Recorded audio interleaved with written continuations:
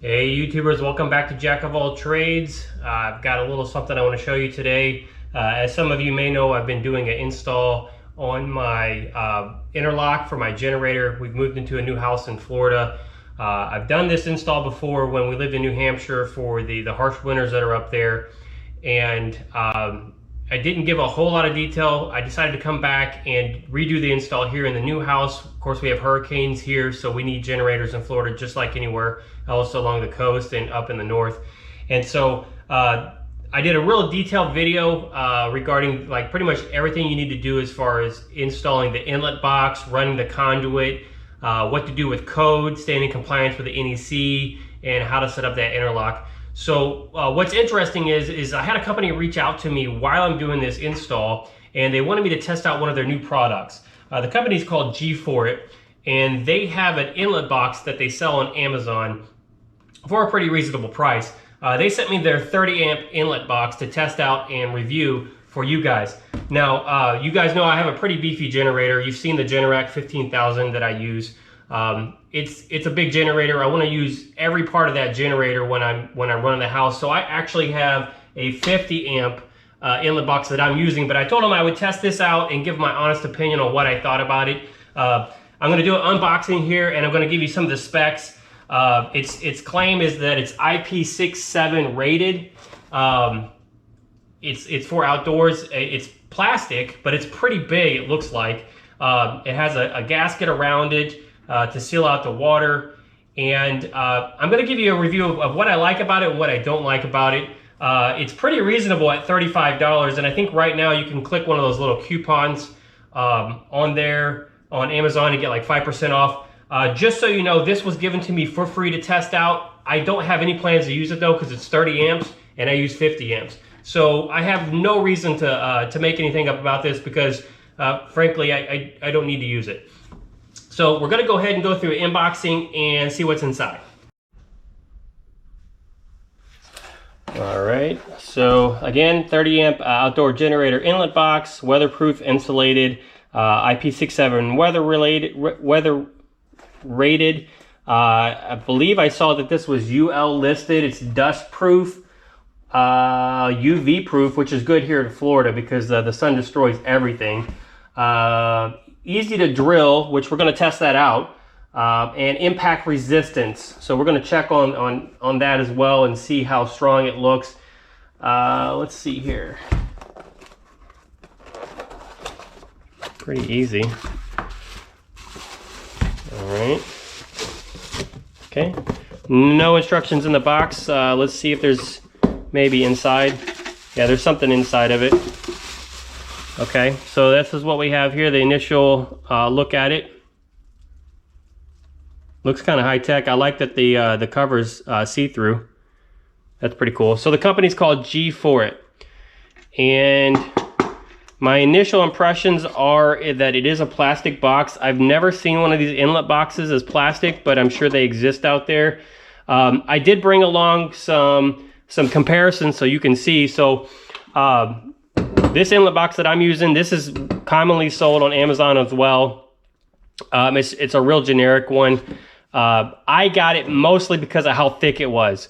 One of the biggest problems with these inlet boxes is there's not enough room. And if you have a 50 amp version, the wires are really big. 30 amps big too, but not as big as the 50 amp. So you need really as much room as you possibly can get in here to bend these wires around depending on which knockout you use.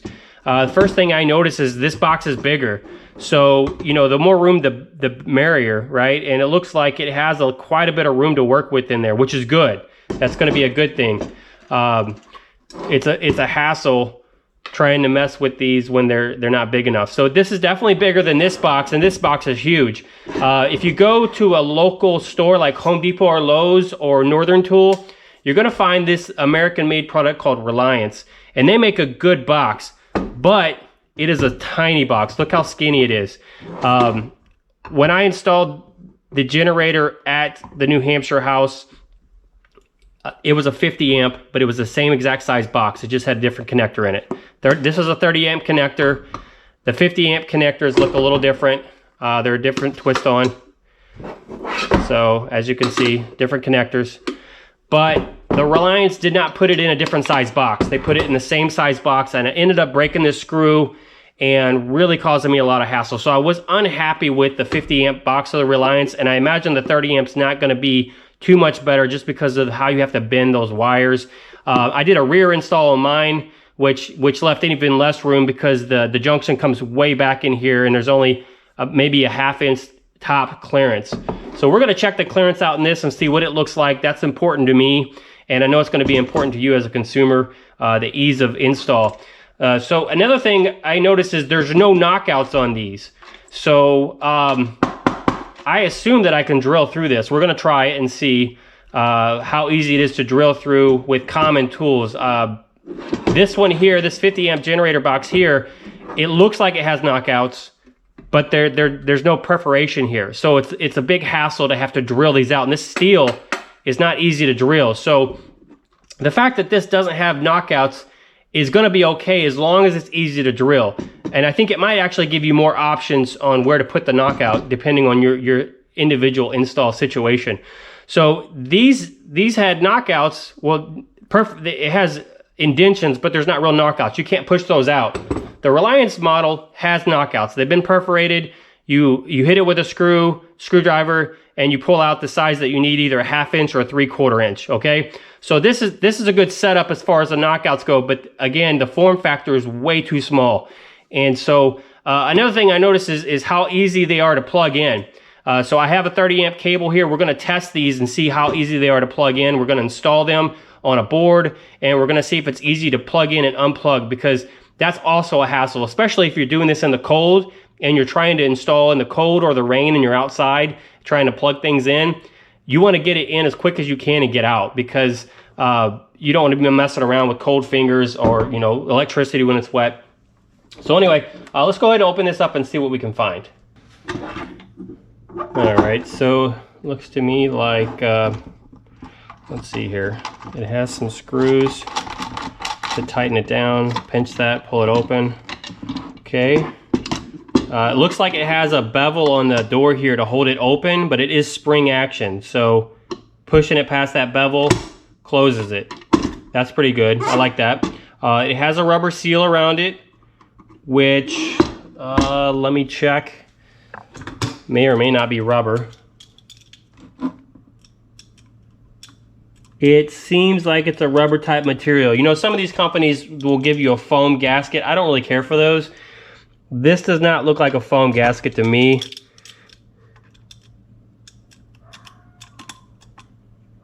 It looks rubber to me. Okay, so that's good. That means they put a little more effort into the sealing, because I guess foam is definitely going to be the cheaper of the option. All right, and let's open this up. Looks like it opens from the front. Let's see if this is just a twist lock or unscrew. It's an unscrew. Okay, and it retains the screws so you don't lose them, so that's good.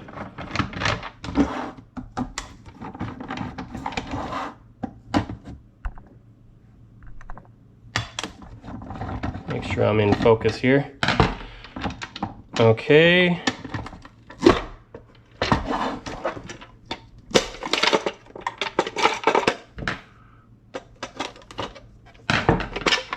Okay, so let's see here. Interesting. There are some retained nuts on the inside that don't look like they go to anything, so I'm wondering what that's for. Maybe you could drill the back out and have it screwed in that way. It does look like there are a couple different options. That could actually be for a ground. So one interesting thing to bring up here is, since this is plastic, you have to run a ground. Unlike the metal boxes, where if you're using metal conduit, you could ground to the box and then the conduit itself acts like the ground to your panel. You're going to have to run a ground in the conduit for this, because the box is plastic. There's no way to do a ground.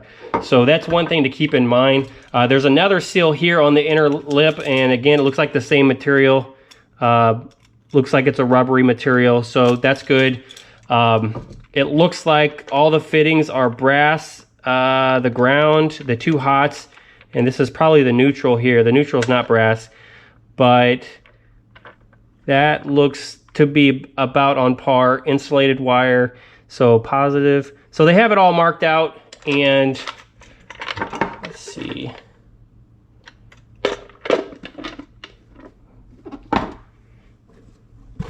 It's really interesting that there's no instructions in this. So, I mean, I guess it's pretty self-explanatory, but you're going to need to... So when you're running something like this, like a 30 amp, you're going to have 2 hots, you're going to have a ground, maybe, and a neutral. So you'll at least have to run your ground. For this being a plastic box, you're going to have to run that, and then your neutral, and then your 2 hots. So that's pretty self-explanatory.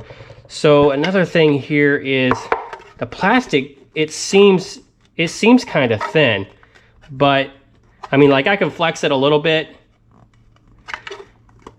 I don't know how good this is going to be in a high traffic area. I think if this gets hit with anything heavy, it could crack it.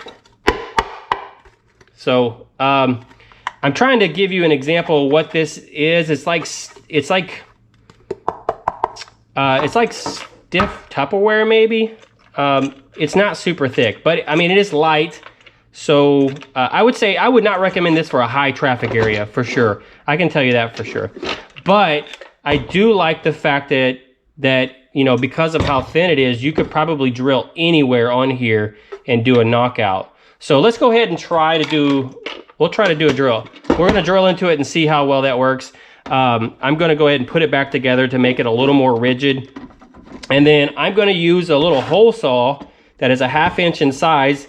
I feel like most people have a hole saw, so that could work. I guess you could try to use the largest drill bit that you had and then sand it a little bit bigger to make it fit, but we'll see how this goes. So I just have like I said, a little hole saw, and we're going to drill through the bottom here and see how that works out. Okay, that was quick. All right, that was real quick and easy. Okay, I like that. So that is a positive, I say, because depending on your specific situation, this gives you a lot of flexibility to pick where you want the hole, right? I mean, you could put it on the top, the side, the back, anywhere, and that would work out. So that's good. I like that, and that is definitely a positive. So I think overall I like it. I want to say the big negative here, the only one that I can think of is it's not metal and it's plastic, but you kind of have to have it be plastic to do the knockout anywhere. I guess it's a give or take, right? So as long as you're not in a high traffic area, I think this would be just fine. I like the price point on it. We're gonna go ahead and test it out and see how it plugs in to see if it's easy to plug in, because that's also a concern. It looks like there's no holes made, so you're gonna have to pretty much drill and pick your hole to mount it, right? You want to do at least 3. Most of them have 3 on them. Both of these have 3, so you'll want to set it up like that, you know. 3 mounting holes if you can get away with it, and we're gonna test out and see how it plugs in, because that's a big gripe of mine, how hard they are to plug in. And if it is hard to plug in, I'll give you some tips on how you can resolve that, because I did figure it out for the Reliance one, how to make it a little better. But let's go ahead and get these mounted up and test them out. All right, so I got the 230 amps mounted up here. I think it's more of a fair comparison to not put the 50 amp in there with it as well. The 50 amp's gonna have a massive cord, and it's a different plug style. So these are both the same plug styles. Just so you know, how I installed this was I just pre-drilled 3 little holes, and then stuck them straight to the board. Now, depending on how you're mounting this, it may be a good idea, if it's outside, to maybe caulk the holes or the screw heads that you put it in with, just to kind of keep it extra tight. That would be the same for anything that you did though, because this is the same mounting type. And let's see here. So first off, I want to point out that I'm using a Utilitech Pro 25-foot 30 amp cable. It's a 10-4, so that means it has 4 primary wires inside of it, and it's 10 gauge. This was from Lowe's. I can tell you, this is a nice cable. I can't say enough about this cable. It's really awesome. I get nothing from them either. Actually, I'm returning this. I only got it for this test. So I don't use 30 amps at this house. We use 50 amps. So I'm going to use this to test it out though. And we'll see what kind of effort it takes to plug it in, because that's, like I said, that's important. That's not something you think of ahead of time when you're buying this stuff. But I can tell you from my experience, it is definitely needed. So we'll start out with the Reliance first. I can tell you right off the bat, there's going to be a slight advantage for the Gforit, because I can open this up and I can leave it in that open position like that. And that's going to allow me to use both hands if I need to get more leverage into it. You're going to have to hold this one up out of the way while you're plugging it in, or, you know, something to that effect. You're going to have to hold it up and at least, we'll try one-handed for each and then two-handed for each and see how that works out. So, of course, I'm going to point out that the Reliance has a benefit with that, or the Gforit has a benefit with the way it's set up. I do like that, that it's like that. So, all right, so let's see here. So you have one L shape. You got to make sure that the L connector is proper, and it looks like this is the L-shaped one right here. So you just want to match those up, and it's going to be a plug-in.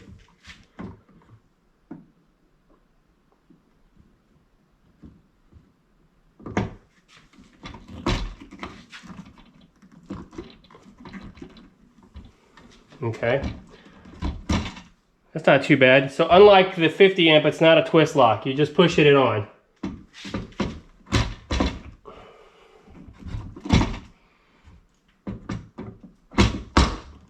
Clips in, not too bad. Okay, let's try it one-handed. Is that possible?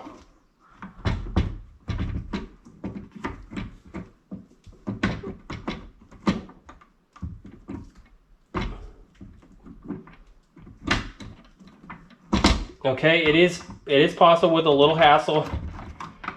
I don't know if there's too many one-handed people out there working these, but you could have your hands full with other stuff, you know. All right, so let's get this one ready. Of course, we would walk up to the Gforit, open it up, put it in place, and then same thing. The L-shaped is on top, so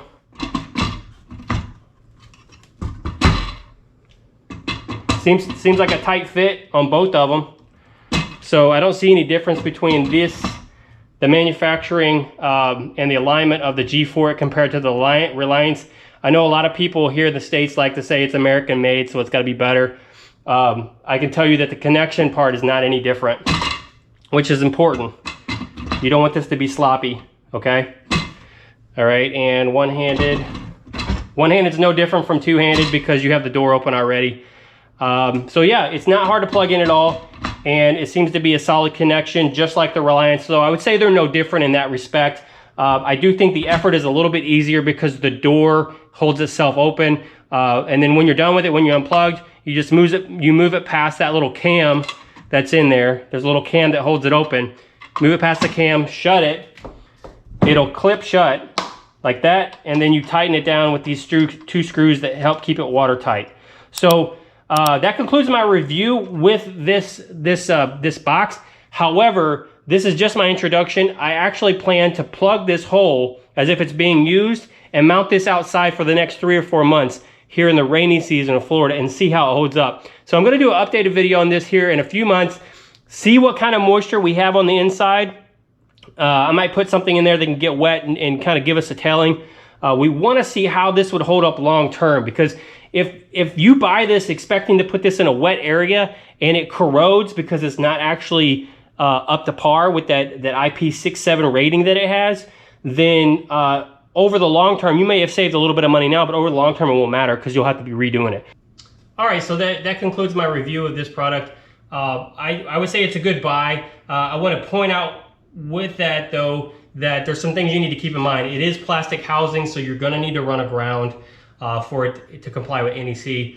Another thing is since it is plastic, I wouldn't put it in a high traffic area like in a hallway or next to a doorway that's highly used or could get bumped. Definitely, if you're putting this outside, behind some bushes or out of the way, it's going to be perfect, especially if it keeps true to that water rating. I would probably rate this a 4 out of 5 stars. For $35, you can't beat that price. Some of the positives are that you can drill the hole anywhere, and that it's huge. You know, that's probably one of the best things is that it's huge. I like the fact that the door will hold itself open too. That's really cool. So again, I'm gonna continue the review on this. I'll update you guys in the next several months to see what I think, if I still feel that it's worth the buy. It's really gonna depend on if it holds up to that water rating, because if you're using this down in the hurricane areas, a lot of places get a lot of water. So you wanna make sure that those internals are protected and that you're not redoing this job in a year or two. So anyway, let me know if you have any questions below. I'm gonna put the link for this product in the description and the comment section straight to Amazon. I'm not an Amazon affiliate. I'm just putting that in there to make it easier for you to look at and purchase if you need to. I get nothing out of it. So anyway, this was my honest review. I hope you enjoyed it, and take care, and I'll see you next time. Goodbye.